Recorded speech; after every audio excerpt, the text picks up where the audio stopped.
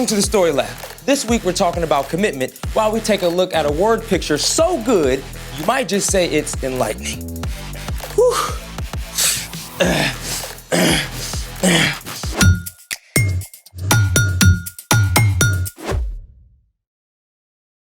Hey, I'm Carter. And I'm Zeke. We're talking about commitment, which is making a plan and putting it into practice. Well, it looks like you're practicing something. Well, I thought it would be awesome to revisit a sport this summer, like rock climbing. Stupendous. Right? My first time climbing was so awesome, I went for hours.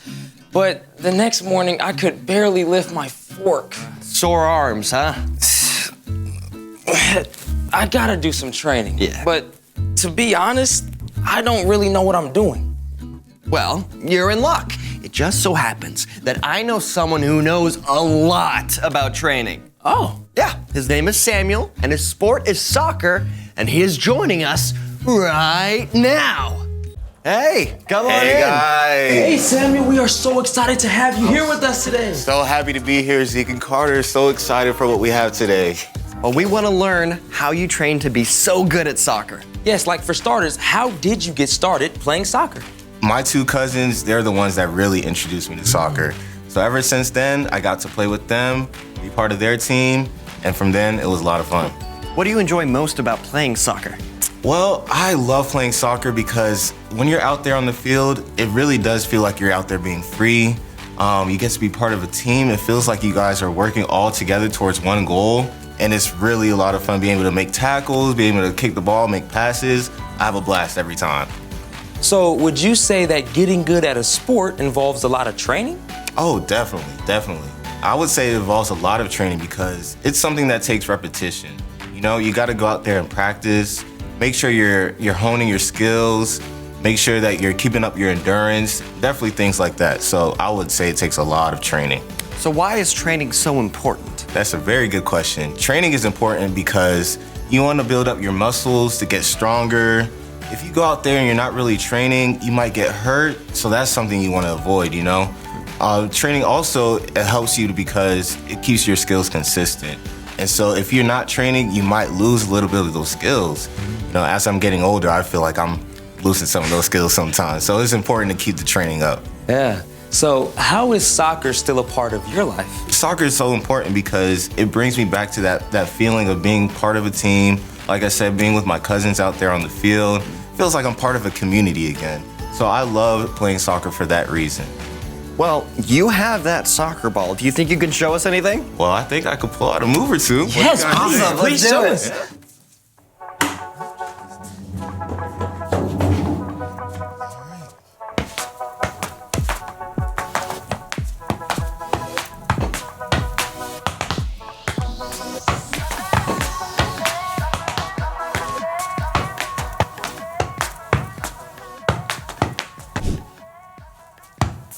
Oh, Samuel, that was so amazing. That was incredible.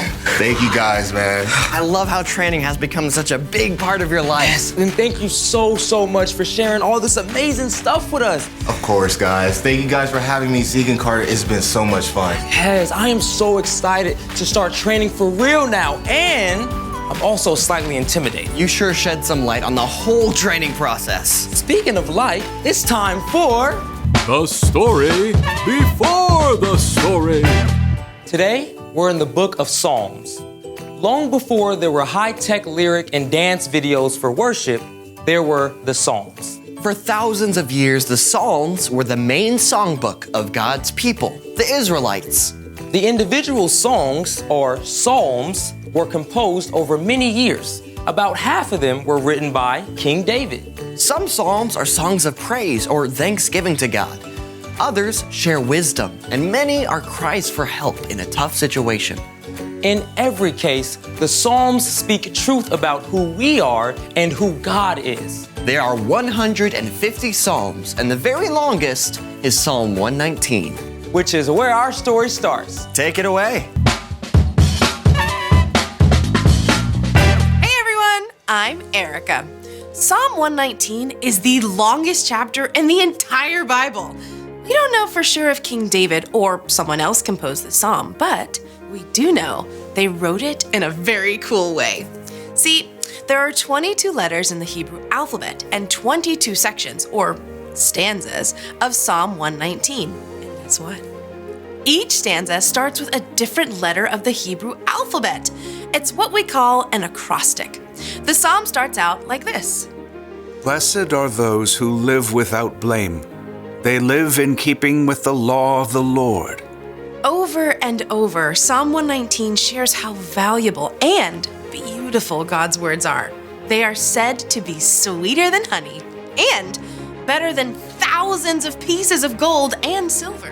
In verse 105, the psalmist writes, Your word is like a lamp that shows me the way. It is like a light that guides me. That is an amazing word picture. But to understand it, you need to put yourself in the sandals of someone from the psalmist's time. See, for most of us, light is really easy, even if it's dark outside. All you have to do is flip a switch and voila! All the light you need. But at the time the psalmist was writing, there was no electricity. On days when there was no moon, when it got dark, it got dark. There were no street lights or bright lights from cities or towns. It was can't see your hand in front of your face dark. Can you imagine trying to go anywhere at night? It's pitch black, and all you can do is guess where to put your foot for the next step and hope it's not a nest of poisonous vipers. Lights, please! Thankfully, people did have oil lamps. Now, this may not seem like a lot of light to us, but to people with no electricity, this was the most beautiful warm glow, especially on a moonless night. By this light, you could see where it was safe to put your foot. You could see which way to go when you got to a turn in the road. In the same way, the psalmist wrote that God's word can be like a light, showing us how to make wise choices when things in life seem dark and confusing. We live in a broken world. Whether your life seems really great or kind of hard right now, you will face tough decisions. You will deal with difficult things at school or home. But God's word, the Bible, is always available to help you make the wise choice. Maybe your friend tripped you by accident and you're really mad. We find in Ephesians, be kind and tender to one another. Forgive one another, just as God forgave you, because of what Christ has done. Or maybe your little sister is driving you nuts asking to play, and you just want to yell at her. But we read in James, everyone should be quick to listen, but they should be slow to speak. They should be slow to get angry. The very best way to make God's word a light in your life is to make God's word a part of your life. Read it, memorize it, talk about it. The more God's word shines like a lamp in your life, the more it will shine through you to light the way for those around you. The end. I, for one, am thankful we now have these Instead of these.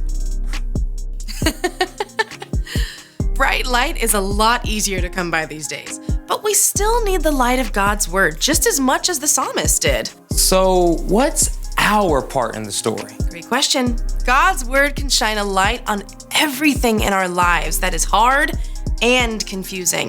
But that only happens when we practice hearing from God. like with our ears? Some people have actually heard God's voice out loud, but usually God doesn't speak in a way we can hear with our ears. The best place to start is where the psalmist starts, with God's word. The Bible. Exactly. You can make it a habit to listen on an app, read it online, or make notes in your own Bible. When you ask God for help, God can make those words come alive for you and cause certain words and ideas to stand out to you. As we read, we can see how Jesus lived and follow his example. And you can memorize verses too, when God can bring those words to mind right when you need them. Another way to hear from God is through wise people who love you and love Jesus. They can share with you the wisdom they've learned from God. It could be your parents, a small group leader, or even a coach. Exactly, that's right. And God can also speak directly to your heart and mind through words and images, especially when you take time to be quiet. It might just be a thought that seems wiser or kinder than what you usually think, or a creative way to solve a problem. How do I know it's not just me? Well, practice. And if you aren't sure if what you're hearing is from God, it's a great idea to ask a grown-up who is following God too. Sometimes that's hard for me to wrap my head around. I mean, the God who made the whole universe wants to talk to me? Mind blown. You got it. Just takes a little patience and practice. See you next time. So, here's the thing. Practice hearing from God. That's one of the most important things to practice if you want your faith to grow. But you can also practice other things too. I thought you were gonna train for rock climbing. Well, after talking to Samuel, I kind of want to try soccer now. Oh, show me what you got. Ready? Yeah. Well, you want me to show you how it's done? Sure. Yeah, I think we need to get Samuel back in here. Sure. Well, thanks for joining us in the Story Lab. See you next time. Oh, you want to practice more? Yeah, but where'd it go? How are we going to practice that? Oh, want to practice more? Absolutely. Okay, ready? 1, 2, 3, 4. 4. New record.